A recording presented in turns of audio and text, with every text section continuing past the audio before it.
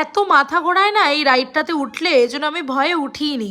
তো সেদিন আমরা সব পরিবারের ফ্যামিলি পিকনিকের জন্য রওনা হয়ে গেছিলাম। এবারে যে লোকেশনটা ছিল সেটা ডিরেকশন আমাদের প্রপারলি জানা ছিল না।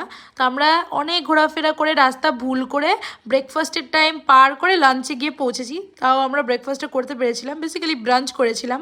ওখানে না ছোট ছোট অনেক স্টলসের ব্যবস্থা ছিল, যেমন এই স্টলটাতে গিয়ে তোমরা তোমাদের নামের ইনিশিয়ালস দিয়ে কাস্টমাইজ পারফিউম বানাতে পারবে। তারপরে অনেক ছোট ছোট গেমসও ছিল, ওখানে রোলার কোস্টারও ছিল।